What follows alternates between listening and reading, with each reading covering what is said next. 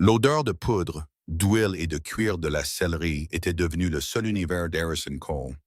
C'était ainsi depuis qu'il avait enterré sa femme et sa fille au nouveau-né il y a 3 ans. C'était dans la terre gelée de Fort Laramie, dans le Wyoming.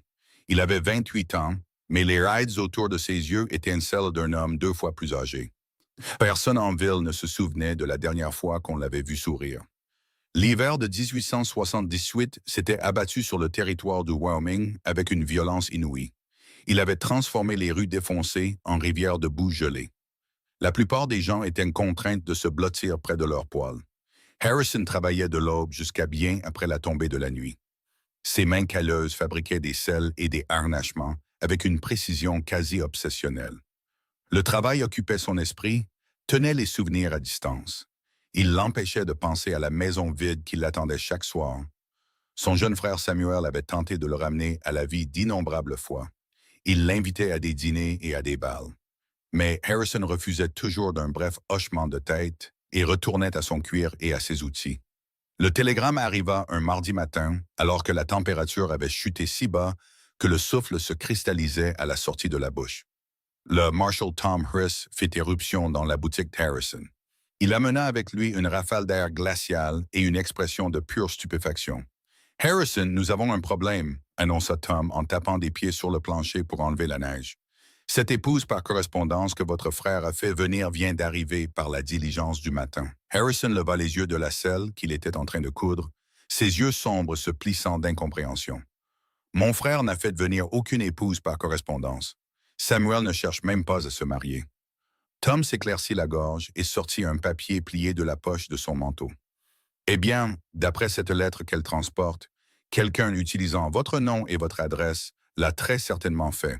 Elle a fait tout le chemin depuis Boston, et elle est dehors dans le froid en ce moment même avec 3 mâles et une cage à oiseaux. » L'aiguille à cuir glissa des doigts d'Harrison et tomba bruyamment sur l'établi. Un froid glacial envahit ses veines alors qu'il comprenait. Samuel, son jeune frère bien intentionné, envahissant et absolument exaspérant, avait fait ça.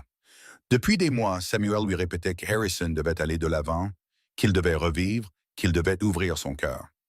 Apparemment, Samuel avait décidé de prendre les choses en main. « Je n'ai fait venir aucune épouse, » dit sèchement Harrison en se levant. « Dites-lui qu'il y a eu une erreur. Donnez-lui de l'argent pour le voyage de retour. » « Dites-le lui vous-même, » dit Tom, son visage buriné se plissant de sympathie. « Je ne vais pas briser le cœur de cette pauvre fille. Elle a voyagé pendant près de 3 semaines pour arriver ici. » Harrison attrapa son lourd manteau sur le crochet près de la porte et y enfila ses bras avec plus de force que nécessaire. Sa mâchoire était si serrée qu'elle lui faisait mal alors qu'il suivait Tom dans le froid glacial. La rue principale de Fort Laramie était presque déserte. Seules quelques âmes courageuses bravaient le temps. La diligence était garée devant le magasin général. Ses chevaux tapaient du sabot et soufflaient des nuages de vapeur dans l'air gelé. Et elle était là. C'était la personne la plus mal préparée qu'Harrison ait jamais vue pour un hiver dans le Wyoming. Elle portait une fine robe de voyage bleu pâle, totalement inappropriée pour le temps. Son manteau aurait peut-être convenu à un automne à Boston, mais il était absolument inutile contre le froid du Wyoming. Elle tremblait si violemment que Harrison pouvait le voir à 20 pieds de distance. Un chapeau ridicule était posé de travers sur sa tête. Il était décoré de ce qui avait pu être des fleurs, mais qui ressemblait maintenant à des débris gelés.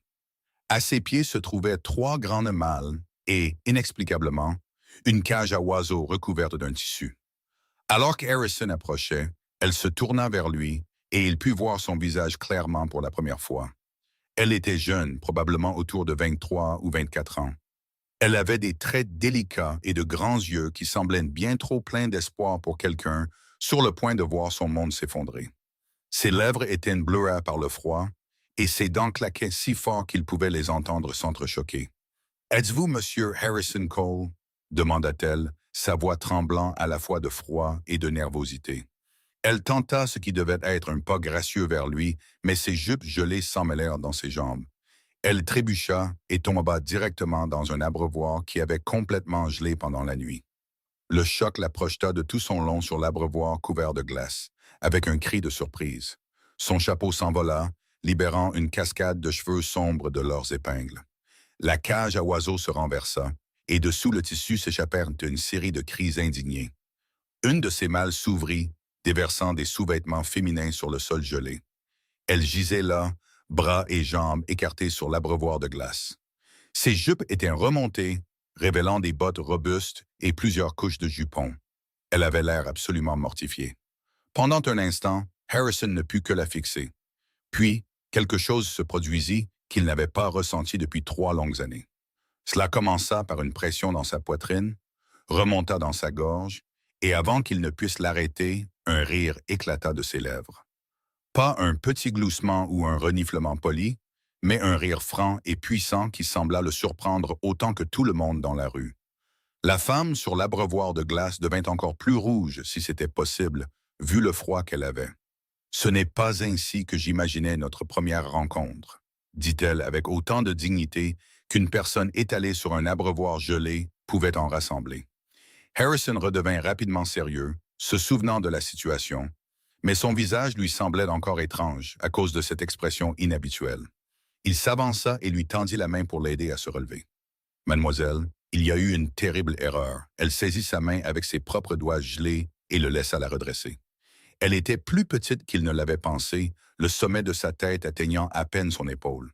De près, il pouvait voir que ses yeux étaient d'une nuance de vert inhabituelle, comme l'herbe nouvelle au printemps. Et il commençait à briller de larmes non versées, alors que la réalité de ses paroles s'imposait à elle. « Une erreur, répéta-t-elle, sa voix à peine plus qu'un murmure. « Je n'ai pas fait venir d'épouse par correspondance, dit Harrison aussi doucement qu'il le put. Je crois que mon frère a fait cela sans que je le sache ou que je sois d'accord. Je suis vraiment désolé que vous soyez venu de si loin, mais je ne peux pas vous épouser. » Les larmes coulèrent alors, traçant des sillons sur ses joues gelées.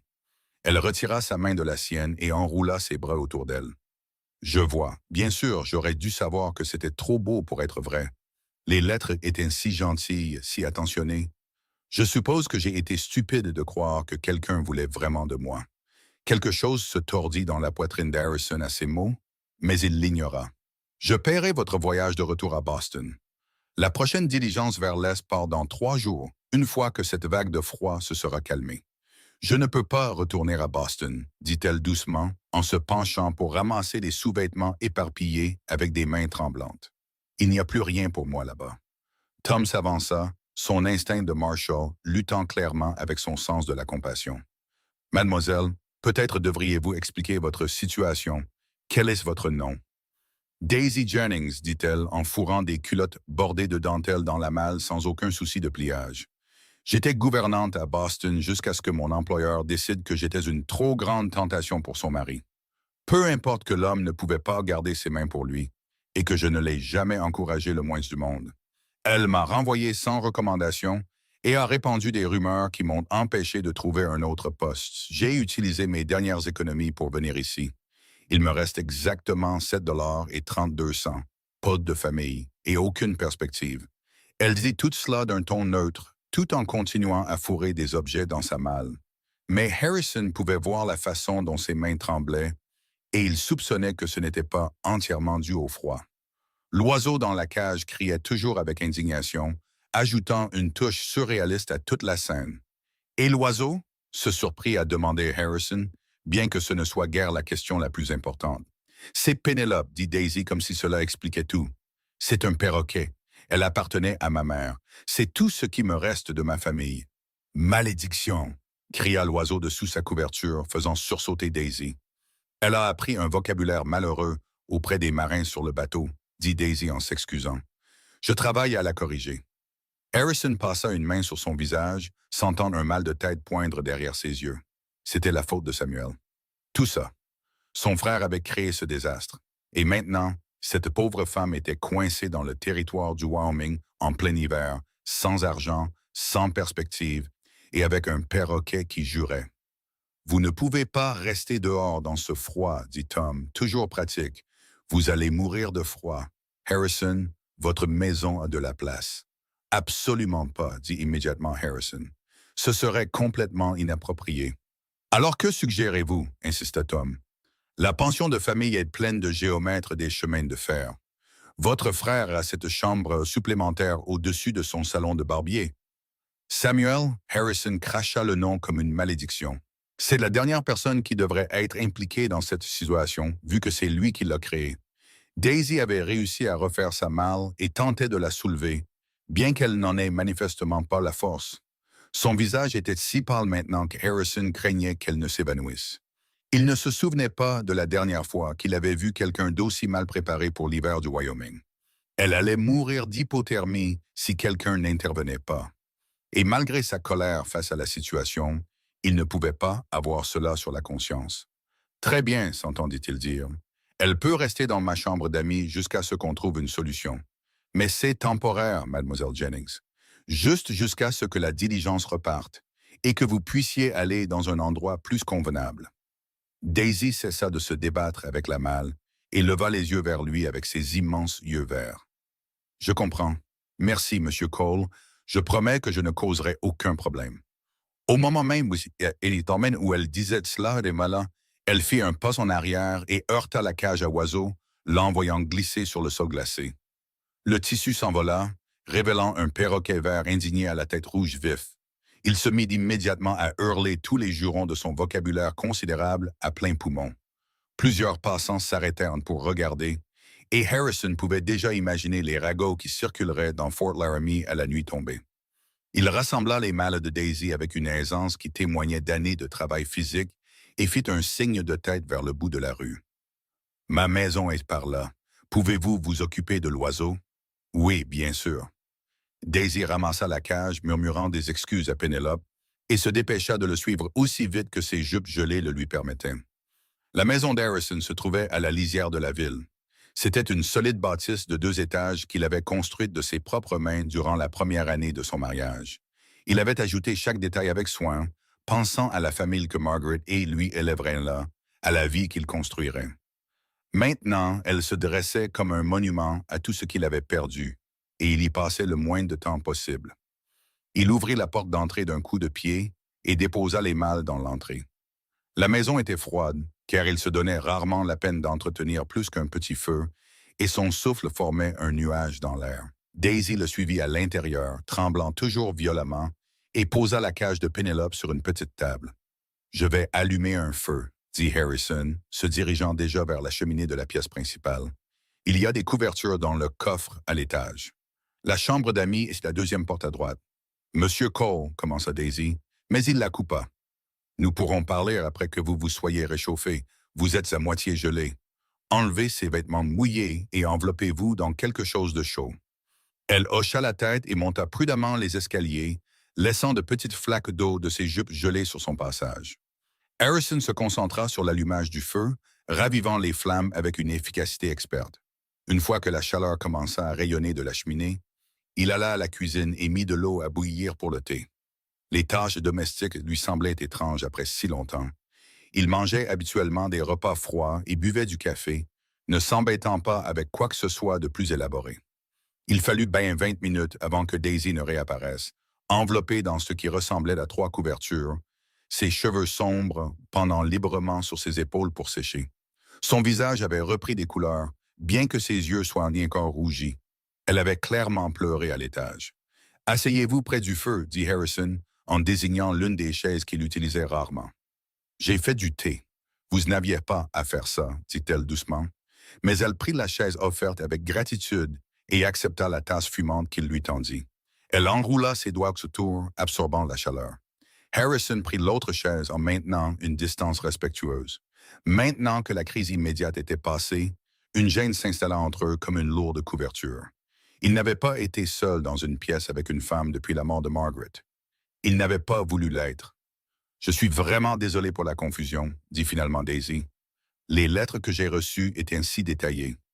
Elle parlait de la vie dans le Wyoming, du ranch et des chevaux, du désir de prendre un nouveau départ, mais de ne pas vouloir le faire seul. Je pensais conclure un accord avec quelqu'un qui voulait vraiment une partenaire. « C'est mon frère qui a écrit ces lettres, » dit lourdement Harrison. « Samuel possède le salon de barbier en ville. Il me harcèle depuis des mois pour que j'aille de l'avant dans ma vie. Je suppose qu'il a pensé que c'était la solution. »« Aller de l'avant après quoi ?» demanda Daisy, puis elle parut immédiatement mortifiée. « Je m'excuse. Ce ne sont pas mes affaires. » Harrison fixa le feu un long moment, se demandant s'il devait répondre. Il ne parlait jamais de Margaret et du bébé. Jamais. Mais quelque chose chez cette femme étrange et maladroite, qui avait traversé le pays sur la base de mensonges, lui donnait l'impression de lui devoir une explication. Ma femme et ma fille sont mortes il y a 3 ans, dit-il doucement. Margaret est morte en couche et le bébé n'a vécu que quelques heures. Certains jours, j'ai l'impression que c'était hier. D'autres jours, j'ai l'impression que c'est la vie de quelqu'un d'autre. Je suis tellement désolé, murmura Daisy, et la sympathie sincère dans sa voix fit se serrer la gorge d'Harrison. C'est comme ça, dit-il brusquement. Samuel pense que je dois aller de l'avant, trouver quelqu'un de nouveau, recommencer. Il ne comprend pas que je ne suis pas intéressé à remplacer ce que j'ai perdu. C'est pour ça que vous n'avez pas souri depuis si longtemps, dit Daisy. Ce n'était pas une question. Harrison la regarda vivement. Comment pourriez-vous savoir quoi que ce soit à ce sujet?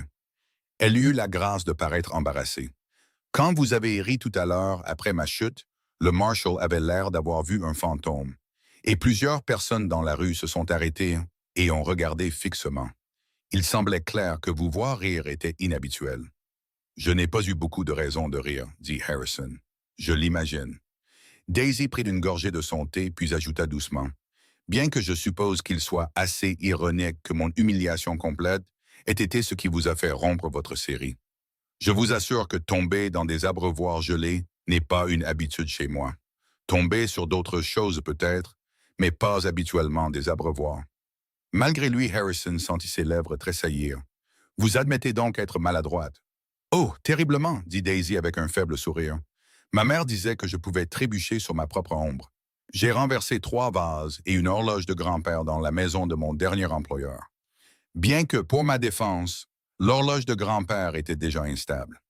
C'est tout un record, dit sèchement Harrison. J'essaie, répondit Daisy, et cette fois, son sourire était un peu plus fort. Ils retombèrent dans le silence, mais c'était un peu moins inconfortable maintenant. Dehors, le vent se leva, hurlant au coin de la maison et leur rappelant à tous les deux qu'on ne plaisantait pas avec l'hiver dans le Wyoming. « Qu'allez-vous faire ?» demanda finalement Harrison. « Si vous ne pouvez vraiment pas retourner à Boston. » Daisy posa sa tasse de thé et serra plus fort les couvertures autour d'elle. « Honnêtement, je ne sais pas. Je suppose que je devrais chercher un emploi. Je n'ai aucune idée des opportunités qui peuvent exister dans un endroit comme Fort Laramie. Je suis instruite et je peux enseigner, mais je doute qu'il y ait beaucoup de demandes pour des gouvernantes à la frontière. Il y a une école, dit lentement Harrison. L'institutrice est une veuve nommée Madame Patterson. Elle pourrait connaître des familles ayant besoin d'aide avec les enfants, et Sarah Chen, qui tient le magasin général, cherche toujours de l'aide, surtout pendant la haute saison. C'est gentil à vous d'y penser, dit Daisy. Je me renseignerai demain si le temps le permet. Vous devriez rester à l'intérieur jusqu'à ce que le froid se calme, dit Harrison. Vous n'êtes pas équipé pour ce temps. Demain matin, je verrai pour vous trouver des vêtements d'hiver appropriés. Vous ne pouvez pas vous promener en ville dans ces robes fines. Je ne peux pas accepter plus de charité, protesta Daisy. Vous en avez déjà fait plus qu'assez. Ce n'est pas de la charité, c'est du pragmatisme, rétorqua Harrison. Si vous devez rester ici, même temporairement, vous avez besoin de vêtements appropriés. Considérez cela comme le paiement pour le divertissement de vous avoir vu tomber dans cet abreuvoir. Le visage de Daisy devint rose. Vous n'allez jamais me laisser l'oublier, n'est-ce pas? Probablement pas, dit Harrison, et il fut surpris de se retrouver presque à sourire à nouveau. Qu'est-ce qui lui arrivait? De sa cage, Pénélope choisit ce moment pour crier « Enfer et damnation » à plein poumon, les faisant sursauter tous les deux. « Je travaille vraiment sur son vocabulaire, » dit Daisy en s'excusant. « C'est ça, » dit Harrison. « Je vois que vous faites d'excellents progrès. » Ils parlèrent encore un peu alors que l'après-midi avançait, évitant soigneusement tout sujet trop personnel ou douloureux. Harrison apprit que Daisy avait 24 ans, qu'elle avait grandi à Boston et qu'elle subvenait à ses besoins comme gouvernante depuis la mort de ses parents 5 ans plus tôt. Elle avait un esprit vif quand elle n'était pas anéantie par l'échec littéral de ses perspectives de mariage. Et malgré lui, Harrison la trouvait facile à aborder, d'une manière qu'il n'avait pas connue depuis des années. À l'approche du soir, Harrison s'excusa pour aller parler à son frère. Le froid ne s'était pas calmé, mais sa fureur le tenait bien au chaud, alors qu'il marchait d'un pas décidé dans les rues gelées vers le salon de barbier de Samuel. Il trouva son jeune frère en train de fermer pour la journée, et l'expression coupable sur le visage de Samuel quand il vit Harrison confirma tout. Avant que tu ne dises quoi que ce soit, commença Samuel en levant les mains, je veux que tu saches que j'ai fait ça parce que je t'aime et que je m'inquiète pour toi. Harrison attrapa Samuel par le col de son manteau et le plaqua contre le mur assez fort pour faire trembler les bouteilles sur les étagères. Tu n'avais pas le droit. Pas le droit du tout, Samuel. Tu es en train de te tuer, répliqua Samuel, sans même essayer de se débattre. Tu passes chaque instant de veille à travailler. Tu ne manges pas correctement. Tu ne dors pas. Tu ne parles à personne. Ça fait 3 ans, Harrison. Margaret n'aurait pas voulu ça pour toi. Ne te permette pas, dit Harrison à travers ses dents serrées, de me dire ce que ma femme aurait voulu. Tu la connaissais à peine. Je la connaissais assez bien pour savoir qu'elle t'aimait et qu'elle aurait eu le cœur brisé de voir ce que tu es devenu, dit Samuel. Tu es mon frère et tu es en train de disparaître sous mes yeux. Je devais faire quelque chose. Harrison relâcha Samuel et recula, ses mains tremblant de colère et d'autres choses qu'il ne voulait pas nommer. Alors, tu as arrangé un mariage. Tu as falsifié des lettres et fait des promesses en mon nom à une femme qui a maintenant traversé le pays pour rien.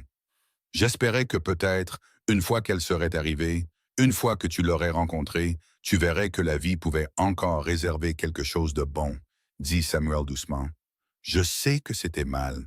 Je sais que j'ai outrepassé mes droits. Mais j'étais désespéré, Harrison. Mon frère me manque, le vrai toi, pas ce fantôme qui fait semblant de vivre. Une partie de la fureur de Harrison se dissipa face à l'émotion brute dans la voix de Samuel. Son frère avait 25 ans, seulement 3 ans de moins, mais parfois l'écart semblait beaucoup plus grand. Samuel avait toujours été l'optimiste, celui qui voyait des possibilités là où les autres ne voyaient que des obstacles. C'était l'une des choses qu'Harrison avait toujours aimé chez lui, même quand c'était exaspérant. Tu ne peux pas arranger ça avec des combines et des ruses, dit Harrison avec lassitude. Le deuil ne fonctionne pas comme ça. Je sais, dit Samuel, mais peut-être que l'amitié le pourrait. Peut-être que le simple fait d'avoir quelqu'un d'autre dans cette maison vide pourrait aider. Je ne dis pas que tu dois l'épouser, mais serait-ce si terrible d'avoir un peu de compagnie? De te souvenir de ce que c'est que de se connecter avec une autre personne? Harrison pensa à Daisy assise près de son feu, enveloppée dans des couvertures, parlant de sa maladresse avec un humour autodérisoire. Il pensa à la façon dont il avait ri pour la première fois en 3 ans à la vue d'elle étalée sur cet abreuvoir. Il pensa à ce moment fugace où la douleur constante dans sa poitrine s'était légèrement apaisée. Elle a besoin d'un endroit où rester jusqu'à ce qu'elle trouve du travail, dit finalement Harrison. C'est tout ce que c'est. Elle est coincée ici à cause de tes actions. Donc le moins que je puisse faire, c'est m'assurer qu'elle ne gèle pas ou ne meure pas de faim. Bien sûr, acquiesça rapidement Samuel, bien que Harrison puisse voir l'étincelle d'espoir dans les yeux de son frère, qui lui donnait envie de frapper quelque chose. C'est très décent de ta part. N'y vois rien de plus, avertit Harrison. Je ne cherche pas de fille. Je ne cherche pas à aller de l'avant. J'aide simplement quelqu'un dans le besoin parce que c'est la bonne chose à faire. Je comprends tout à fait, dit Samuel, mais le petit sourire sur son visage suggérait le contraire. Harrison partit avant de dire quelque chose qu'il regretterait et rentra chez lui dans l'obscurité glaciale. La maison était chaude quand il entra, et il pouvait sentir quelque chose cuire. Il suivit son nez jusqu'à la cuisine et trouva Daisy debout devant sa cuisinière, toujours enveloppée dans des couvertures, remuant une marmite de ce qui ressemblait à de la soupe. « J'espère que ça ne vous dérange pas, » dit-elle rapidement quand elle le vit. « J'ai trouvé des légumes et du porc salé dans votre garde-manger, et j'ai pensé que je devais me rendre utile. Ce n'est pas grand-chose, mais c'est chaud. » Harrison devrait lui dire qu'elle n'avait pas besoin de cuisiner pour lui. Il devrait maintenir une distance et des limites appropriées. Au lieu de cela, il se surprit à dire « Ça sent bon. Je ne me souviens pas de la dernière fois que j'ai eu un vrai repas. » « Alors vous devriez vous asseoir, dit Daisy en désignant la petite table de la cuisine. « C'est presque prêt. » Il s'assit, se sentant étrange dans sa propre cuisine, et la regarda verser la soupe dans 2 bols avec la concentration attentive de quelqu'un qui s'efforce de ne rien renverser. Elle réussit à amener les bols à table sans incident, bien qu'elle trébuche légèrement sur le bord de la couverture qui traînait derrière elle. La soupe était simple mais consistante, et Harrison se découvrit une faim qu'il n'avait pas ressentie depuis longtemps. Ils mangèrent en silence amical pendant un moment avant que Daisy ne parle. Avez-vous parlé avec votre frère? Oui, dit Harrison. Il a tout avoué. Il pensait bien faire. Il tient à vous, observa Daisy. C'est clair. Il se mêle de mes affaires, corrigea Harrison. Il y a une différence. Parfois, c'est la même chose, dit doucement Daisy. Quand mes parents sont morts, j'avais une amie qui n'arrêtait pas de venir à mon appartement avec de la nourriture et de me forcer à manger même quand j'insistais que j'allais bien. Je trouvais ça agaçant à l'époque, mais avec le recul, j'ai réalisé qu'elle m'avait probablement sauvé la vie. Parfois, les gens qui tiennent à nous voient des choses que nous ne pouvons pas voir. Harrison ne voulait pas trop réfléchir à ce que Samuel pouvait voir. Oh, voilà. Alors il changea de sujet. J'ai parlé à Sarah Chen au magasin général. Elle dit qu'elle pourrait avoir besoin d'aide quelques jours par semaine si ça vous intéresse. La paye n'est pas énorme, mais c'est quelque chose. Le visage de Daisy s'illumina. Vraiment? Oh, ce serait merveilleux. Merci beaucoup, Monsieur Cole. Harrison, dit-il. Si vous restez sous mon toit, même temporairement, autant m'appeler Harrison. Alors vous devriez m'appeler Daisy, répondit-elle avec un sourire timide. Au cours des jours suivants, ils tombèrent dans une routine inattendue. La vague de froid persista, gardant la plupart des gens à l'intérieur et rendant tout voyage impossible. Daisy s'occupait de la maison pendant que Harrison travaillait dans sa boutique, et le soir, ils partageaient repas et conversations. C'était étrange d'avoir quelqu'un d'autre dans son espace après si longtemps seul, mais Harrison trouva que ce n'était pas aussi inconfortable qu'il l'avait prévu.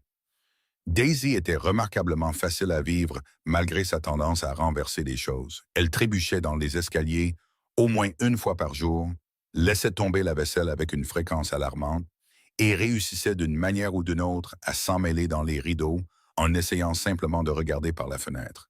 Mais elle riait aussi d'elle-même. Elle ne prenait jamais ses mésaventures trop au sérieux et avait un esprit vif qui surprenait Harrison plus d'une fois. Le troisième soir, Harrison rentra chez lui pour trouver Daisy debout sur une chaise, essayant d'atteindre quelque chose sur une étagère haute.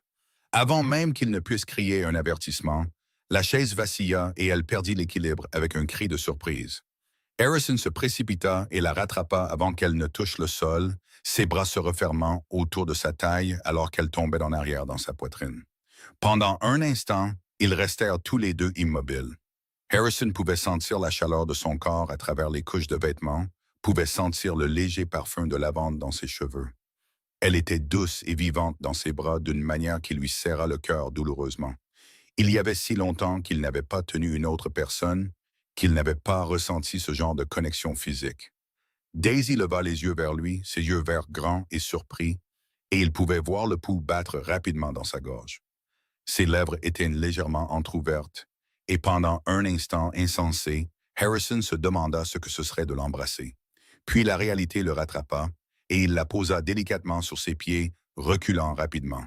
« Vous devez être plus prudente, dit-il, sa voix plus rude qu'il ne l'avait voulu. Vous auriez pu vous blesser gravement. »« Je sais, dit Daisy à bout de souffle, les joues rouges. Je suis désolé. J'essayais d'atteindre les belles assiettes. Je pensais que nous pourrions manger dans la salle à manger pour changer. La cuisine est très bien, dit Harrison sèchement. Je vais me laver. Il s'enfuit vers la salle de bain, le cœur battant. Qu'est-ce qu'il faisait? Il n'avait aucune raison d'avoir de telles pensées à propos de Daisy.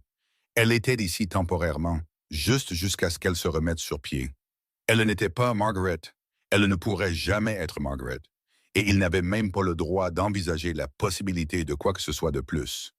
Quand il retourna à la cuisine, Daisy avait mis la table et servait le ragoût avec un soin exagéré. La gêne de tout à l'heure pesait entre eux, rendant le repas guindé et inconfortable. Harrison s'excusa dès qu'il eut fini de manger, prétextant avoir du travail à faire dans sa boutique. La vérité était qu'il avait besoin de se vider la tête. Il avait besoin de se rappeler pourquoi il avait construit des murs autour de son cœur et pourquoi laisser entrer quelqu'un était une terrible idée. S'attacher aux gens signifiait qu'on pouvait les perdre. L'amour signifiait la douleur. Il avait appris cette leçon de la manière la plus cruelle possible, et il n'était pas intéressé à la répéter. Il travailla tard dans la nuit, ses mains se déplaçant automatiquement à travers des tâches familières, tandis que son esprit tournait en boucle. Quand il retourna finalement à la maison aux premières heures du matin, il trouva une couverture drapée sur la chaise de son atelier et une note d'une écriture soignée. Au cas où vous auriez froid, je sais que le deuil est lourd. Prenez tout le temps dont vous avez besoin. Quelque chose se brisa dans la poitrine d'Harrison à ces simples mots. Il resta là dans l'obscurité, serrant la note, et pour la première fois depuis la mort de Margaret, il s'autorisa à pleurer vraiment. De grands sanglots déchirants qui secouaient tout son corps, des larmes qui trempaient de la couverture que Daisy C lui avait laissée. Il pleura sa femme et la fille qu'il avait à peine eu le temps de tenir. Il pleura pour la vie qu'ils auraient dû avoir et pour l'homme qu'il était autrefois. Et quand les larmes s'arrêtèrent enfin, il se sentit vidé, mais en quelque sorte plus léger, comme si un poids qu'il portait s'était légèrement déplacé. Le lendemain matin, il descendit pour trouver Daisy déjà réveillée, préparant le petit déjeuner. Elle le regarda attentivement, remarquant ses yeux rougis et son apparence hagarde, mais elle ne fit aucun commentaire. Au lieu de cela, elle lui versa simplement du café et dit « Le temps est censé s'éclaircir aujourd'hui. Je pensais aller en ville pour parler à Mme Patterson des postes d'enseignante. Je marcherai avec vous, dit Harrison. Vous n'avez toujours pas de vêtements d'hiver appropriés. Ils firent le trajet jusqu'en ville ensemble, et Harrison se retrouva à la diriger d'abord vers le magasin général. Sarah Chen les accueillit chaleureusement, son visage buriné se plissant en un sourire. C'était une femme pratique d'une quarantaine d'années qui était venue à Fort Laramie avec son mari pendant la rue Everlard et était restée après sa mort, faisant du magasin général un succès par sa seule détermination. « Mademoiselle Jennings, dit Sarah, Harrison a mentionné que vous pourriez avoir besoin de travail. Je pourrais certainement utiliser de l'aide pour l'inventaire et les clients, surtout quand le temps s'améliorera et que le trafic augmentera. 3 jours par semaine vous conviendraient-ils? Ce serait parfait, dit Daisy avec gratitude. Merci beaucoup, Madame Chen. S'il vous plaît, appelez-moi Sarah et bienvenue à Fort Laramie, bien que j'imagine que ce n'était pas l'accueil que vous attendiez. Sarah lança à Harrison un regard entendu qui le fit se sentir mal à l'aise. Ils passèrent l'heure suivante à choisir des vêtements d'hiver appropriés pour Daisy. Des robes en laine robuste, des bas épais, un manteau convenable doublé de fourrure et des bottes qui garderaient vraiment ses pieds au chaud et au sec. Harrison regarda Daisy passer ses mains sur les tissus avec une expression d'émerveillement, comme si elle n'avait jamais rien possédé d'aussi beau. « C'est trop, protesta-t-elle en voyant la pile grandissante. Je ne peux absolument pas accepter tout ça. Vous ne pouvez absolument pas survivre à l'hiver du Wyoming sans ça, rétorqua Harrison.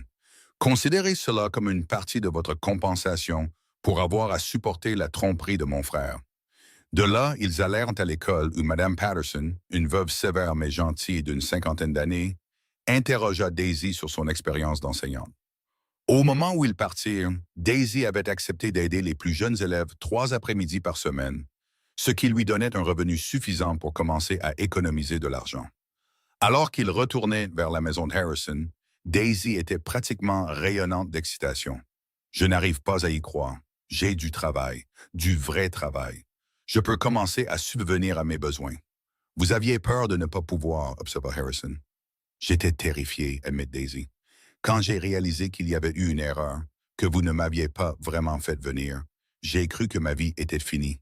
J'ai cru que je finirais sans le sou ou pire. Mais tout le monde ici a été si gentil, surtout vous. Je n'ai pas été particulièrement gentil, dit Harrison. Je vous ai laissé rester dans ma chambre d'amis et je vous ai acheté des vêtements. C'est de la décence humaine de base, pas de la gentillesse. Vous m'avez laissé entrer chez vous alors que vous ne vouliez clairement rien avoir à faire avec moi, dit Daisy en s'arrêtant pour lui faire face. Vous m'avez aidé à trouver du travail. Vous m'avez traité avec respect et considération, même si je suis l'incarnation vivante de l'ingérence de votre frère dans votre vie. C'est plus que de la décence de base, Harrison. Il ne savait pas quoi répondre à cela, alors il hocha simplement la tête et continua de marcher. Mais alors qu'il rentrait chez eux à travers la neige, il se retrouva vivement conscient de sa présence à ses côtés, de la façon dont son visage s'illuminait quand elle parlait d'enseigner, de la façon dont elle avait commencé à se sentir moins comme une intruse malvenue et plus comme quelque chose d'autre entièrement. Cette prise de conscience le troubla profondément. Ce soir-là, Samuel passa pour le dîner, apportant du pain frais de la boulangerie et une expression d'espoir lasse. Harrison ne lui avait pas parlé depuis leur confrontation et la tension était évidente. Je voulais m'excuser correctement, dit Samuel, s'adressant à eux deux. À vous deux, ce que j'ai fait était mal et égoïste. Je n'aurais pas dû falsifier ces lettres ou faire des promesses au nom de Harrison. Daisy, je suis vraiment désolé de vous avoir mise dans une position si terrible. J'apprécie vos excuses, dit Daisy avec grâce, bien que j'avoue être curieuse de savoir pourquoi vous pensiez que cela fonctionnerait. Samuel jeta un coup d'œil à Harrison avant de répondre. Parce que l'homme qui a écrit ces lettres est celui que mon frère était autrefois. Avant la mort de Margaret, Harrison était le genre de personne qui voyait la beauté dans le monde. Il souriait et riait, il faisait des projets pour l'avenir. Je voulais lui rappeler que cette personne existe toujours quelque part en lui. Samuel, commença Harrison, mais son frère leva la main. Je sais que tu es en colère contre moi, et tu as tout à fait le droit de l'être. Mais je ne regrette pas d'avoir essayé de t'aider, même si mes méthodes étaient mal avisées. Tu es mon frère et je me battrai toujours pour te ramener à la vie, même quand tu ne le veux pas. Harrison sentit sa gorge se serrer. Je ne suis pas sûr qu'il reste quelque chose à ramener. Si, dit doucement Daisy. Ils se tournèrent tous les deux pour la regarder avec surprise. Elle tordit nerveusement ses mains mais continua. Vous avez ri quand je suis tombé. Vous m'avez aidé même si vous n'y étiez pas obligé. Vous êtes toujours capable de gentillesse, d'humour et de connexion. Cette personne dont Samuel parle n'est pas partie. Elle est juste ensevelie sous le deuil.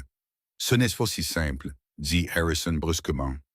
Non, ce n'est pas simple, acquiesça Daisy. Le deuil est compliqué et désordonné et il ne suit aucun calendrier. Mais cela ne signifie pas que vous devez le laisser vous consumer pour toujours. Ils dînèrent tous les trois ensemble et bien que ce fût un peu gênant au début, la conversation commença finalement à couler plus naturellement. Samuel raconta des histoires sur les habitants de la ville qui passaient par son salon de barbier, les faisant rire tous les deux avec ses imitations. Daisy partagea des récits de ses jours de gouvernante qui étaient à la fois amusants et horrifiants, et Harrison se retrouva à participer plus qu'il ne l'avait fait depuis des années, ajoutant ses propres commentaires et observations. Quand Samuel partit enfin, promettant d'arrêter de se mêler de leurs affaires, mais ne faisant aucune promesse d'arrêter de s'inquiéter, Daisy commença à débarrasser la vaisselle du dîner. Harrison se leva pour l'aider et ils travaillèrent côte à côte dans un silence confortable. C'était une scène domestique qui semblait à la fois étrangère et étrangement juste. « Votre frère vous aime beaucoup », dit Daisy en tendant une assiette à sécher à Harrison. « Je sais », dit Harrison. « C'est ce qui rend si difficile de rester en colère contre lui. »« Vous n'êtes pas obligé d'arrêter d'être en colère, » dit Daisy. « Mais peut-être que vous pouvez aussi reconnaître que son cœur était au bon endroit, même si ses actions étaient mal avisées. » Harrison sécha l'assiette et la mit de côté.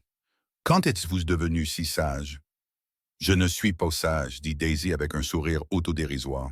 « Je sais juste ce que c'est que d'avoir sa vie bouleversée et de devoir trouver comment continuer. Après la mort de mes parents, j'étais si perdu. J'ai fait les choses machinalement pendant des mois, existant simplement, mais ne vivant pas vraiment. Ce n'est que lorsque j'ai recommencé à laisser les gens entrer, à m'autoriser à me connecter et à m'attacher, que j'ai commencé à guérir.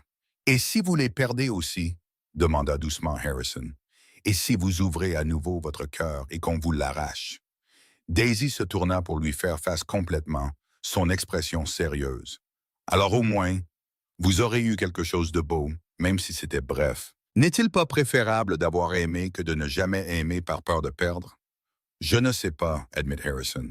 En ce moment, j'ai l'impression que l'amour, c'est juste se préparer à la douleur. Peut-être, dit Daisy, mais c'est aussi ce qui nous rend le plus humains. La connexion, l'affection, se soucier des autres, même quand ça fait mal. C'est ce qui nous sépare du simple fait d'exister. Ils finirent la vaisselle dans un silence pensif, et quand Daisy s'excusa pour aller se coucher, Harrison se retrouva seul dans sa cuisine, pensant à ses paroles. Il avait simplement d'exister pendant 3 ans, faisant les choses machinalement, mais ne vivant pas vraiment. Il s'était dit que c'était suffisant, que le travail et la routine pouvaient le soutenir. Mais dernièrement, avec Daisy dans sa maison et dans sa vie, il avait commencé à sentir des lueurs de quelque chose de plus, de l'intérêt, de l'engagement, même de la joie. Cela le terrifiait. Les semaines suivantes s'écoulèrent selon un schéma qui semblait presque normal. Daisy travaillait au magasin général et à l'école, devenant rapidement une présence familière et appréciée à Fort Laramie. Harrison continuait sa fabrication de sel et le soir, il partageait repas et conversations. Lentement, presque imperceptiblement, Harrison se surprit à avoir hâte de rentrer à la maison, anticipant les histoires de Daisy sur sa journée et la façon dont ses yeux pétillaient quand elle riait. Elle était toujours désespérément maladroite. Elle réussit à renverser de la farine partout dans la cuisine en essayant de faire du pain, coinça sa jupe dans une porte et en déchira l'ourlet, et renversa d'une manière ou d'une autre tout un étalage de conserves au magasin général. Mais elle prenait tout cela avec philosophie, riant d'elle-même et nettoyant ses dégâts sans se plaindre. Harrison se surprenait à sourire plus souvent, bien qu'il essayât de le cacher. Il se surprenait à chercher des excuses pour passer du temps avec elle, proposant de l'accompagner au travail même quand le temps était beau et qu'elle n'avait pas besoin d'escorte. Il commença à rentrer plus tôt, se disant que c'était juste parce que les jours rallongeaient, mais sachant que c'était parce qu'il voulait la voir. Un soir au début du printemps, alors que le pire de l'hiver était enfin passé et que les premières touches de verre apparaissaient sur les collines, Daisy essayait d'accrocher de nouveaux rideaux dans la pièce principale. Harrison rentra chez lui pour la trouver en équilibre précaire sur une échelle, s'étirant pour atteindre la tringle à rideaux. « Daisy, descends de là avant de te casser le cou, » dit-il, son cœur bondissant dans sa gorge à la vue d'elle vacillant sur les hauts barreaux. « J'y suis presque, dit-elle, en s'étirant juste un peu plus. Tout s'est passé au ralenti. L'échelle a bougé, le pied de Daisy a glissé, et elle est tombée avec un cri de surprise. Harrison s'est précipité, la rattrapant contre sa poitrine pour la deuxième fois.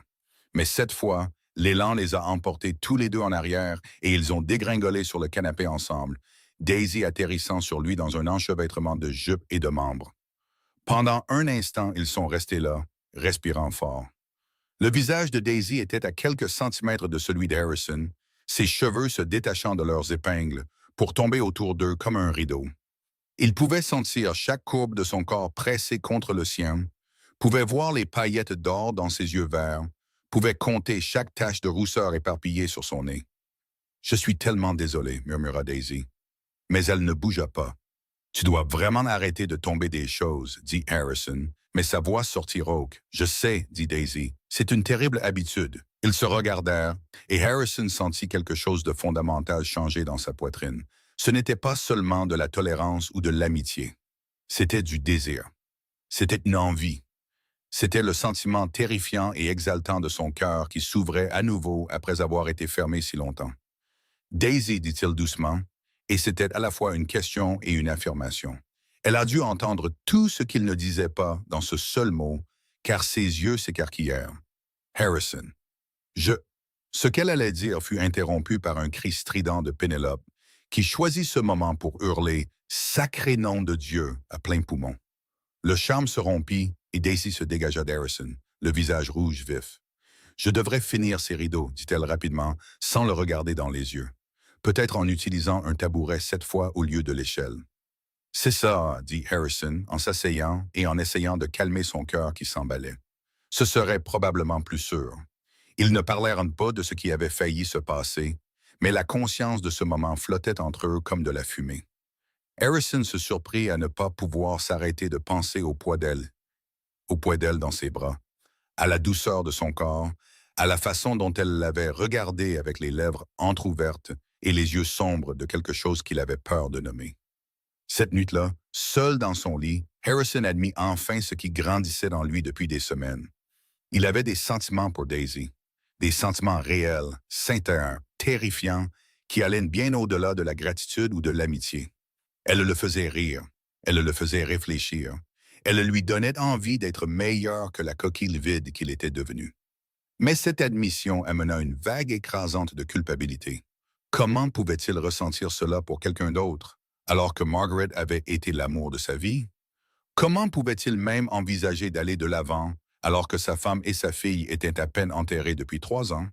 Quel genre d'homme cela faisait-il de lui? Il passa une nuit blanche à se débattre avec ces questions, et le matin, il était distant et irritable. Daisy le remarqua immédiatement, lui lançant des regards inquiets pendant le petit déjeuner, mais elle n'insista pas. Elle partit pour son service au magasin général, et Harrison alla à son atelier, où il s'attaqua à une selle avec plus de force que nécessaire. Samuel le trouva là plusieurs heures plus tard, penché sur son établi, avec une mine renfrognée. On dirait que tu essaies de tuer ce cuir, observa Samuel, s'appuyant contre le cadre de la porte. Qu'est-ce que tu veux? Demanda Harrison sans lever les yeux. Je viens de voir mon frère qui a apparemment régressé au stade d'ermite en colère, dit Samuel. Les choses semblaient bien se passer avec Daisy. Qu'est-ce qui s'est passé? Rien ne s'est passé, dit Harrison sèchement. C'est de toute évidence un mensonge, dit Samuel. Oh, allez, Harrison, parle-moi. Harrison jeta ses outils avec plus de force que nécessaire et se tourna pour faire face à son frère. J'ai des sentiments pour elle. Voilà, tu es content. Ton plan ridicule fonctionne. J'ai des sentiments pour Daisy et ça me déchire parce que je n'ai pas le droit de ressentir ça.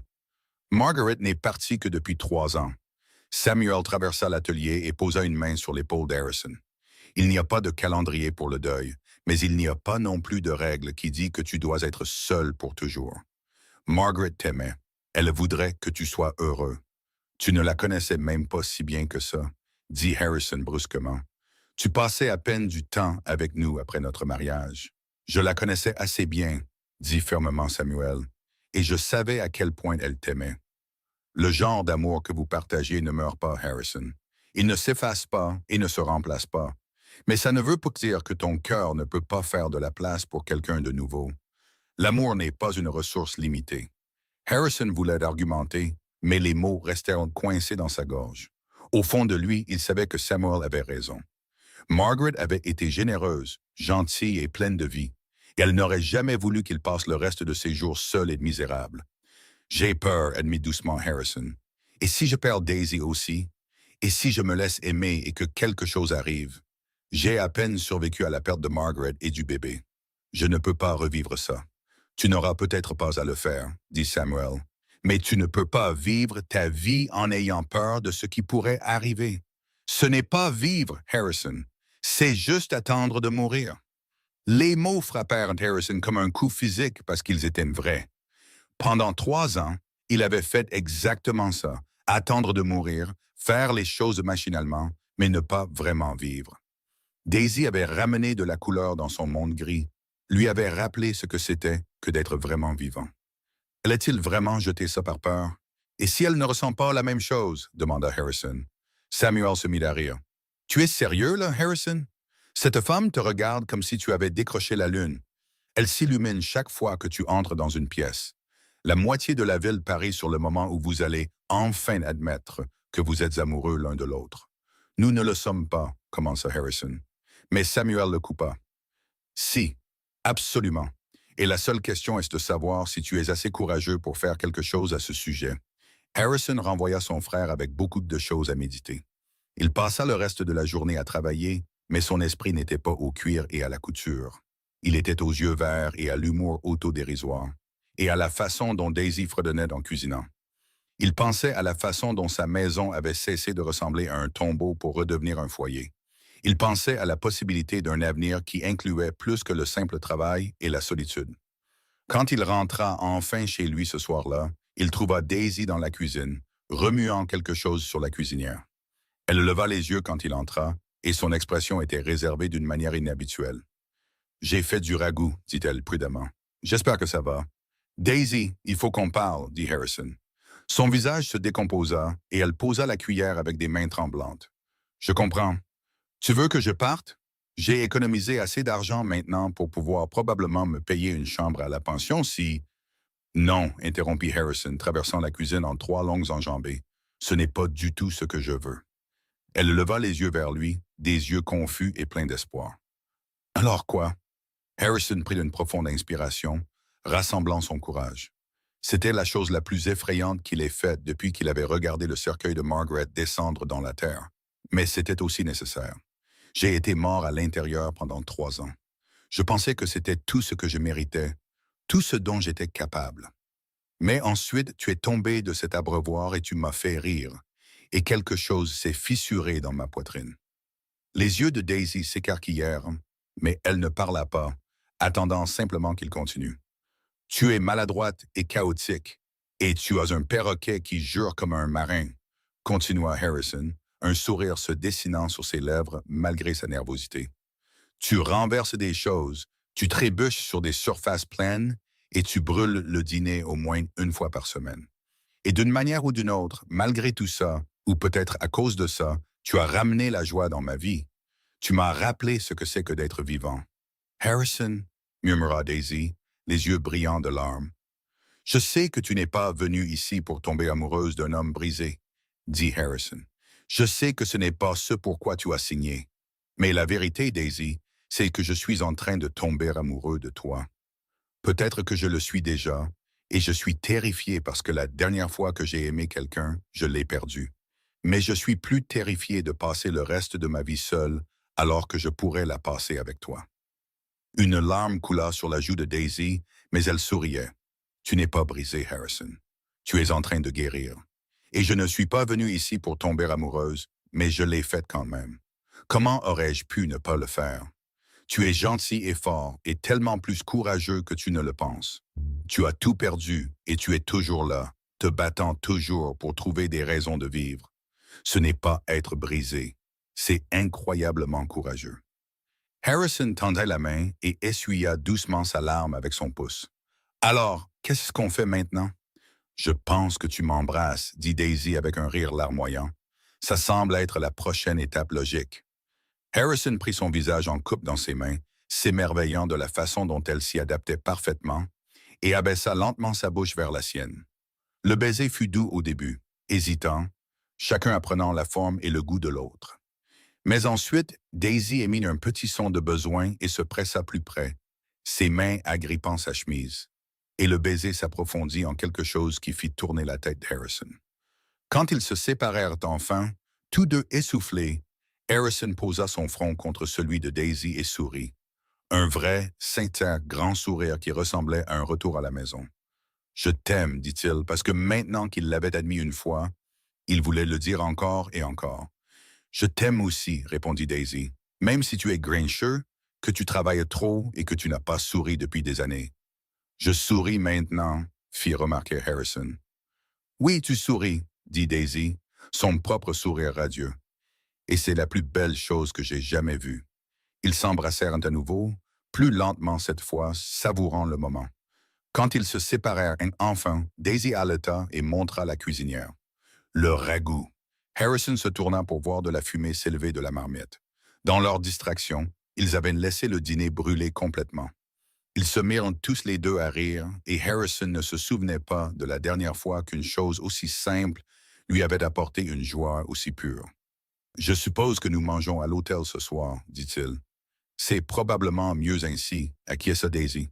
Ma cuisine est discutable même quand je ne suis pas distraite par des déclarations d'amour. Ils allèrent au restaurant de l'hôtel et si les autres clients remarquèrent que Harrison tenait la main de Daisy ou la façon dont ils n'arrêtaient pas de se sourire comme des idiots, personne ne fit de commentaires. Fort Laramie était une petite ville et les bonnes nouvelles voyageaient vite. Le lendemain matin, tout le monde saurait que le cow-boy en deuil, qui n'avait pas souri depuis des années, avait enfin trouvé une raison de vivre à nouveau. Au cours des mois suivants, Harrison et Daisy construisirent une vie ensemble. Ce n'était pas toujours facile. Harrison avait encore des jours où le deuil le frappait comme un coup physique, où les souvenirs de Margaret et de leur fille étaient trop douloureux à supporter. Mais Daisy était patiente pendant ces moments sombres, lui donnant de l'espace quand il en avait besoin et du réconfort quand il l'acceptait. Elle n'a jamais essayé de remplacer ce qu'il avait perdu, ne lui a jamais demandé d'oublier. Elle se tenait simplement à ses côtés et l'aidait à porter le poids. De son côté, Daisy continuait d'être spectaculairement maladroite. Elle tombait dans les escaliers si souvent que Harrison installa une deuxième rampe. Elle cassa plus de vaisselle qu'il n'en possédait. Elle réussit une fois à s'emmêler dans le linge suspendu sur la corde et fit tout tomber. Mais Harrison découvrit qu'il aimait même ses mésaventures parce qu'elles étaient si uniques à elle. En juin, lorsque les roses sauvages fleurissaient sur les collines et que les jours étaient longs et chauds, Harrison emmena Daisy pique-niquer à un endroit surplombant de la vallée. Ils étendirent une couverture sous un peuplier et mangèrent du poulet froid et du pain frais en regardant les faucons tournoyer au-dessus d'eux. « Je veux t'épouser, » dit soudain Harrison. Daisy se tourna vers lui, surprise. « Quoi? Je veux t'épouser, » répéta Harrison. Pas parce que mon frère a falsifié des lettres ou parce que tu as fait tout ce chemin, mais parce que je t'aime et que je veux passer le reste de ma vie avec toi. Veux-tu m'épouser, Daisy Jennings? Daisy lui jeta les bras autour du cou, les faisant presque tomber, tous les deux. Oui, oui, bien sûr, je veux t'épouser. Harrison sortit une simple alliance en or de sa poche. Ce n'était pas la bague qu'il avait donnée à Margaret. Il l'avait enterrée avec elle. C'était quelque chose qu'il avait commandé au bijoutier de la ville spécialement pour Daisy. Il la glissa à son doigt et elle lui allait parfaitement. Ils se marièrent un mois plus tard lors d'une simple cérémonie à la chapelle de Fort Laramie. Samuel était le témoin, souriant comme s'il avait personnellement orchestré toute l'affaire, ce qui d'une certaine manière était le cas.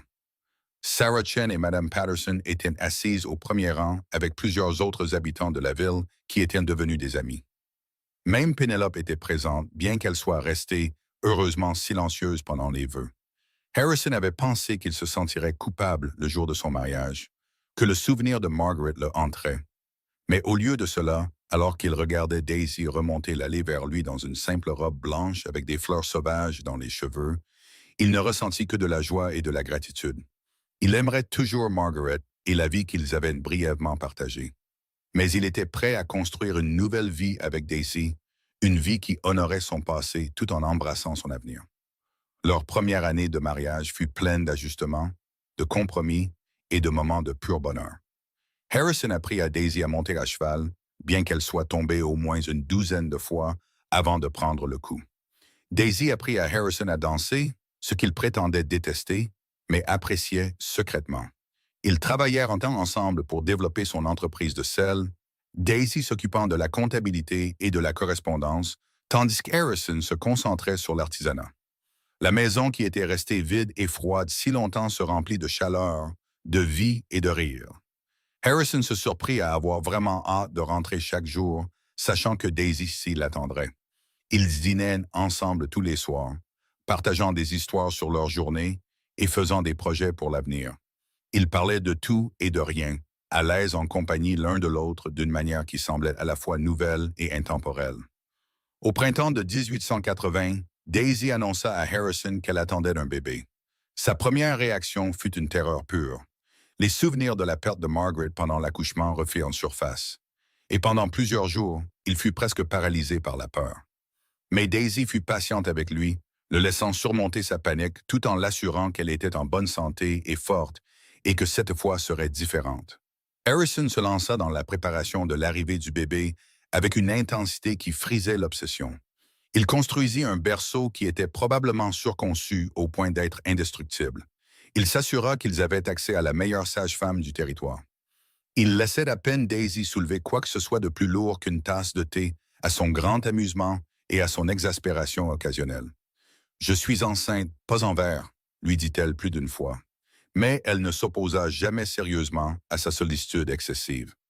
Quand Daisy commença le travail un soir frais d'octobre, Harrison était convaincu qu'il allait perdre la tête. Samuel dut le retenir physiquement pour l'empêcher d'entrer en trombe dans la chambre toutes les 5 minutes pour voir comment elle allait. Les heures s'écoulèrent avec une lenteur angoissante. Chaque son provenant de la chambre faisait s'arrêter le cœur de Harrison. Mais alors, juste au lever du jour sur les montagnes, il entendit le cri fort et sain d'un nouveau-né.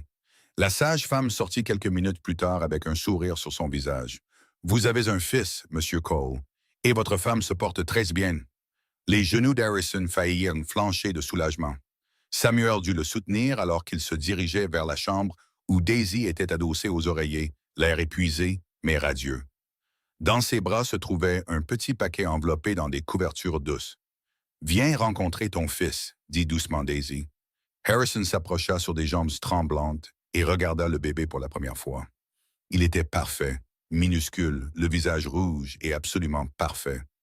Des cheveux sombres se dressaient sur sa tête dans toutes les directions, et quand il ouvrit les yeux, ils étaient du même vert que ceux de Daisy. « Je peux le prendre ?» demanda Harrison, la voix rauque d'émotion. Daisy transféra soigneusement le bébé dans les bras de Harrison, lui montrant comment soutenir la tête. Harrison tint son fils avec le plus grand soin, s'émerveillant qu'une chose si petite puisse exister, puisse être si parfaite. Des larmes coulaient sur son visage sans qu'il les retienne. « Il est magnifique, » murmura Harrison. « Vous êtes tous les deux magnifiques. » Comment devrions-nous l'appeler? Demanda Daisy. Harrison réfléchit un long moment. Il pensa à sa fille, qui n'avait vécu que quelques heures, à Margaret, qui était morte en la mettant au monde. Il pensa à Samuel, qui avait refusé de l'abandonner, et il pensa à cette nouvelle vie qu'il avait construite avec Daisy, cette seconde chance qu'il ne s'était jamais attendu à avoir. Henry, dit Harrison. Henry Samuel Cole. Daisy sourit. C'est parfait. S'adapter à la vie avec un bébé était chaotique, épuisant et merveilleux. Harrison avait oublié à quel point les nouveau-nés pouvaient être exigeants, bien qu'en vérité, il ait à peine eu le temps de l'apprendre la première fois. Mais il se jeta dans la paternité avec dévotion, partageant les tétées nocturnes et les changements de couche, faisant les 100 pas avec Henry quand il pleurait, s'émerveillant de chaque petite étape. Daisy était une mère naturelle, bien qu'elle réussisse à conserver sa maladresse caractéristique. Elle trébucha une fois en portant Henry et exécuta ce qu'Harrison ne put décrire que comme une manœuvre de gymnastique impressionnante pour s'assurer que le bébé ne touche pas le sol, même si cela signifiait qu'elle s'écrasa contre le mur à la place. Elle s'endormit plus d'une fois pendant les tétées et Harrison la trouvait dans le fauteuil à bascule avec Henry blotti en toute sécurité dans ses bras pendant qu'elle ronflait doucement. Samuel était un oncle dévoué, rendant souvent visite et gâtant son neveu sans vergogne. Il tenait Henry pendant des heures, faisant des grimaces et racontant des histoires, et Harrison regardait son frère avec gratitude et amour. Samuel avait eu raison depuis le début. Harrison avait eu besoin d'aller de l'avant, d'ouvrir à nouveau son cœur. Il serait éternellement reconnaissant que son frère se soit assez soucié de lui pour s'ingérer, même si ses méthodes avaient été discutables. Alors qu'Henry passait du statut de nourrisson à celui de bambin, la maison des Cole était remplie de bruit, de chaos et de joie. Le garçon avait hérité de la tendance de sa mère à la maladresse et de la détermination de son père, ce qui donnait des combinaisons intéressantes. Il tombait constamment, se cognait aux choses et faisait des bêtises, mais il était aussi aimant, curieux et plein de vie. Pour le 2e anniversaire d'Henry, la famille se réunit pour une célébration. Samuel apporta des cadeaux. Sarah Chen fournit un gâteau et plusieurs autres amis de la ville passèrent. Harrison se tenait dans sa maison bondée, regardant Daisy poursuivre leur fils qui riait aux éclats dans la pièce, tandis que Pénélope criait des encouragements, et il se sentit submergé de bonheur. « Tu sais, » dit Samuel en venant se tenir à côté de lui. « Tu souris à nouveau. Pas seulement de temps en temps, mais tout le temps. J'ai beaucoup de raisons de sourire, » dit Harrison en regardant Daisy attraper Henry et lui faire des bisous sur le ventre, faisant hurler de rire le garçon. « Je t'avais dit que cette femme elle était spéciale, » dit Samuel d'un air suffisant. « Tu as falsifié des lettres et trompé une étrangère pour qu'elle traverse le pays, » fit remarquer Harrison, bien qu'il n'y ait aucune animosité dans ses paroles. « Et regarde comme ça a bien tourné, » répondit Samuel, sans aucun remords. Harrison ne pouvait pas contester cette logique. Oui, les méthodes de Samuel avaient été mal avisées et mauvaises, mais elles avaient aussi fait entrer Daisy dans sa vie. Elles lui avaient donné une seconde chance au bonheur qu'il n'aurait jamais cherché de lui-même. « Merci, » dit doucement Harrison, « de ne pas m'avoir abandonné. » Samuel lui tapa sur l'épaule. « C'est à ça que servent les frères. Mais j'attends que tu donnes aussi mon nom à ton prochain enfant. » « Nous n'aurons pas d'autres enfants, » dit automatiquement Harrison. Mais au moment même où il parlait, il vit la main de Daisy se poser sur son ventre dans un geste qu'il reconnut. Leurs regards se croisèrent à travers la pièce et elle sourit d'une manière qui confirma son soupçon. « Tu disais ?» demanda Samuel ayant surpris l'échange. « Je vais devoir construire plus de berceaux, » marmonna Harrison, mais il souriait en le disant. Leur 2e enfant, une fille qu'ils nommèrent Margaret Rose d'après la première femme de Harrison, naquit au printemps suivant. Cette fois, Harrison était moins terrifié, mais non moins dévoué. Si quoi que ce soit, avoir déjà vécu la naissance d'Henry lui donnait confiance que Daisy irait bien. Rose, comme il l'appelait, avait les cheveux sombres et les yeux sérieux de son père, mais le caractère ensoleillé de sa mère. Elle était la seule personne de la famille à ne pas être maladroite, se déplaçant avec une grâce qui semblait avoir sauté une génération. Quand elle eut 3 ans et Henry 5, la maison était dans un chaos joyeux constant. Harrison développa son entreprise pour inclure une boutique en ville, embauchant des artisans supplémentaires pour l'aider à répondre à la demande croissante pour ses sels et articles en cuir. Daisy gérait la partie commerciale tout en enseignant encore à temps partiel à l'école. Entre les enfants, l'entreprise et leur vie à Fort Laramie, leurs journées étaient pleines, occupées et riches de sens. Pour leur 5e anniversaire de mariage, Harrison emmena Daisy à l'endroit où il l'avait demandé en mariage. Ils laissèrent les enfants à Samuel pour l'après-midi et partirent à cheval jusqu'au peuplier surplombant la vallée. C'était une parfaite journée d'été, chaude mais pas trop, avec une douce brise portant l'odeur des fleurs sauvages. Tu le regrettes parfois? Demanda Harrison alors qu'ils étaient assis sur la couverture, Daisy adossée à sa poitrine. D'être monté dans cette diligence pour venir ici, de découvrir que tout était basé sur des mensonges. Daisy resta silencieuse un moment, pensive. Parfois, je me demande ce qu'aurait été ma vie si j'étais resté à Boston, si j'avais trouvé un moyen de reconstruire là-bas. Mais non, je ne regrette pas d'être venu ici, même dans ces premiers moments terribles où j'ai réalisé que tu ne m'avais pas fait venir. Je ne pense pas l'avoir vraiment regretté. C'était comme une aventure, comme une chance de quelque chose de nouveau. Tu as trébuché et d'être tombé dans un abreuvoir devant la moitié de la ville, lui rappela Harrison.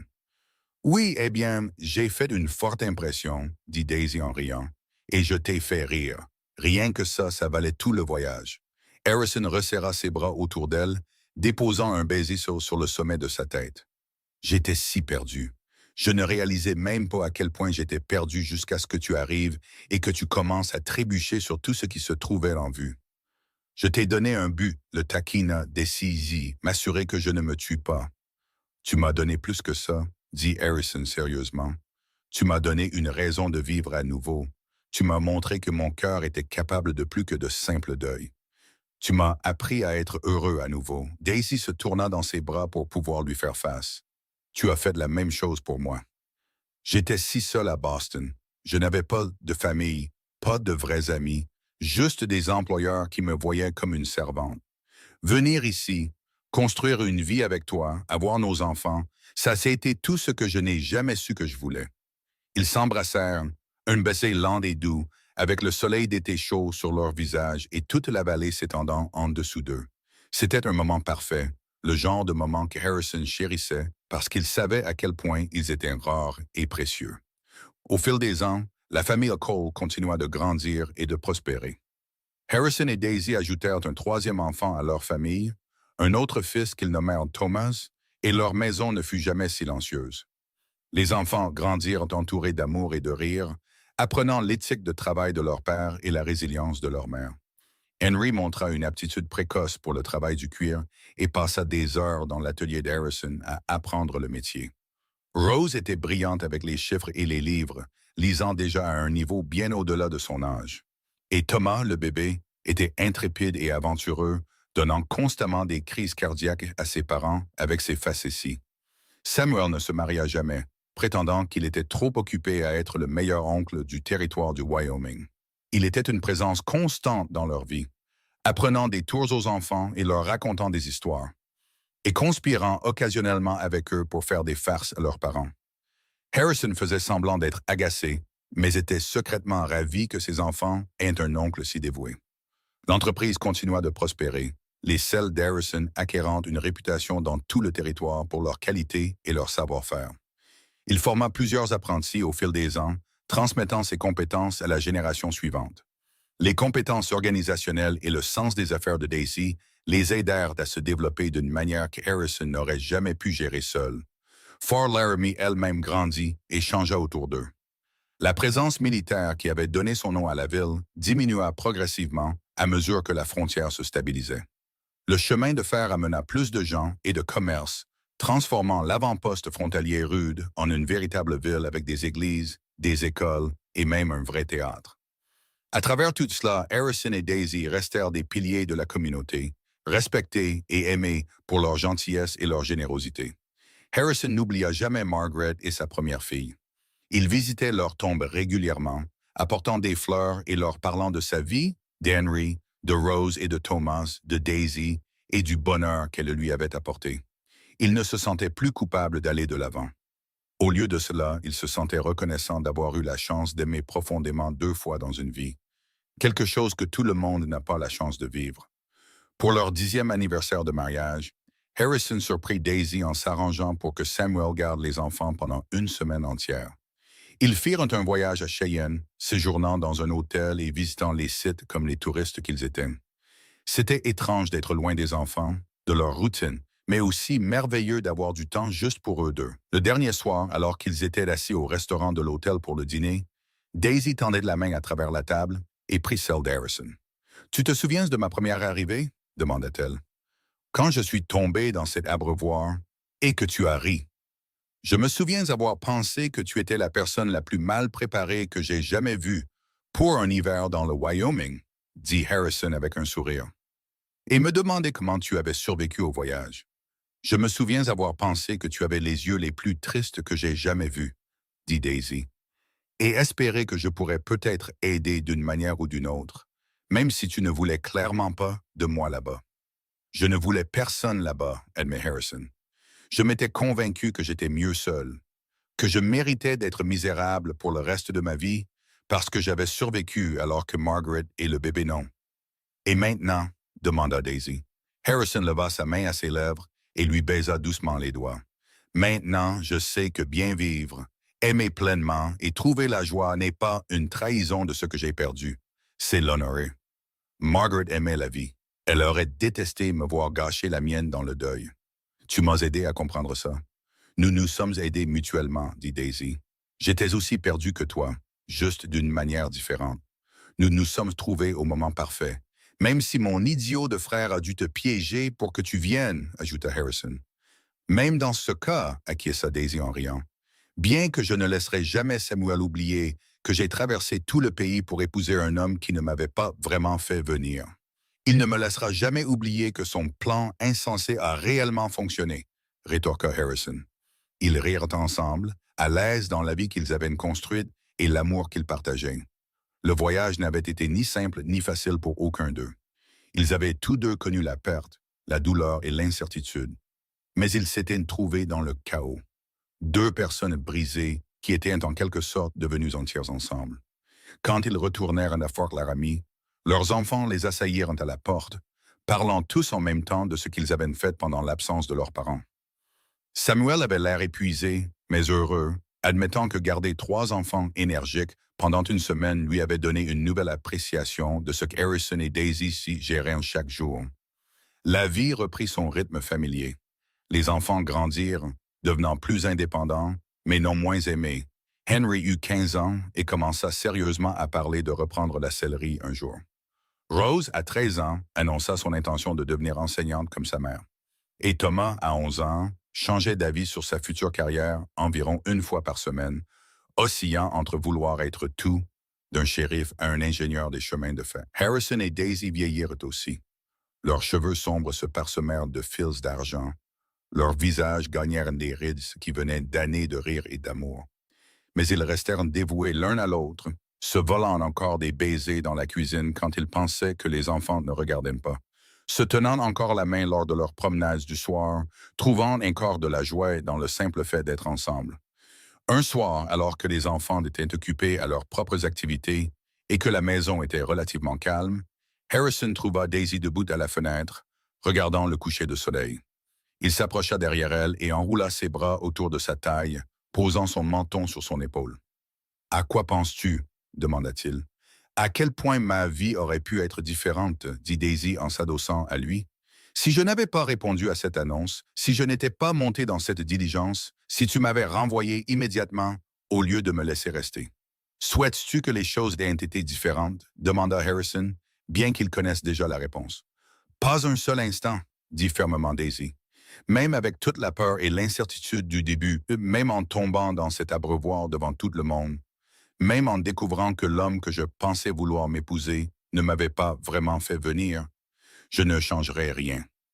Parce que tout cela a mené à ceci, à toi, à nos enfants, à cette vie que nous avons construite ensemble.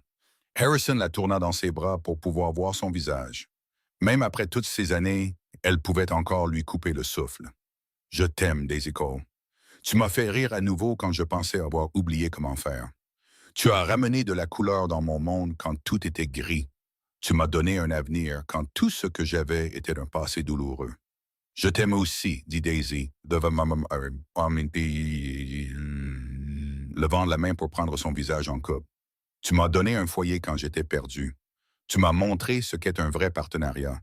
Tu as prouvé que prendre des risques et être vulnérable peut mener aux plus belles choses.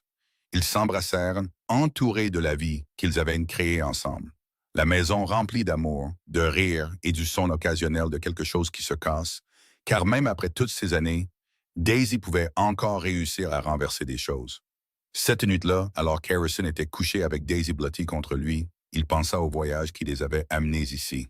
Il pensa au cow-boy en deuil qui n'avait pas souri depuis des années, dont le frère avait été assez désespéré pour falsifier des lettres et arranger l'arrivée d'une épouse par correspondance.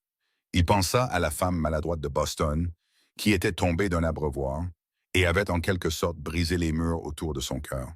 Il pensa à l'ingérence de Samuel et à la colère qu'il avait ressentie à l'époque, ne réalisant pas que son frère essayait de lui sauver la vie. Il pensa à Margaret et à leur fille enterrée dans le cimetière de Fort Laramie et leur envoya un remerciement silencieux pour l'amour qu'ils avaient partagé, aussi bref soit-il. Et il pensa à Henry, Rose et Thomas dormant dans leur chambre au bout du couloir, l'héritage vivant de la seconde chance qui lui avait été donnée. La vie était imprévisible et parfois cruelle, mais elle était aussi capable d'une beauté et d'une grâce extraordinaires. Harrison avait appris cette leçon à la dure, à travers la perte, le deuil et des années d'isolement. Mais il avait aussi appris que la guérison était possible, que l'amour pouvait éclore même dans les endroits les plus sombres, et que parfois les meilleures choses de la vie venaient des sources les plus inattendues. Comme une épouse par correspondance qui n'avait pas vraiment été commandée, qui trébuchait sur tout ce qui se trouvait en vue, et qui avait en quelque sorte réussi à apprendre à un cow-boy en deuil à sourire à nouveau. Alors qu'Harrison s'endormait, tenant la femme qu'il aimait, entouré de la famille qu'ils avaient construite ensemble, il sut avec une certitude absolue qu'il était exactement là où il était censé être. Le voyage avait été long et parfois douloureux, plein de faux départs, de peur et de moments de doute. Mais chaque étape en avait valu la peine pour arriver à ce moment, à cette vie, à cet amour. Et demain apporterait de nouvelles aventures, de nouveaux défis, de nouvelles raisons de sourire. Demain, Daisy renverserait probablement quelque chose ou trébucherait dans les escaliers, et Harrison la rattraperait, ou l'aiderait à nettoyer ou rirait simplement du chaos qu'elle apportait dans son monde ordonné. Demain, ses enfants rempliraient la maison de bruit, de rire et des 1000 petits drames de l'enfance. Demain, il travaillerait dans sa boutique, créant quelque chose de beau de ses mains, tandis que Daisy gérerait l'entreprise et veillerait à ce que tout fonctionne bien. Demain serait ordinaire et extraordinaire à la fois, ce qui était exactement la façon dont Harrison Cole voulait passer le reste de ses jours. Le cow-boy en deuil était devenu un homme heureux, un mari dévoué, un père aimant. Il avait réappris à sourire, à rire, à vivre. Et tout avait commencé avec une femme maladroite tombant d'un abreuvoir un matin d'hiver gelé à Fort Laramie, Wyoming, en l'an 1878. Le meilleur accident qui lui soit jamais arrivé.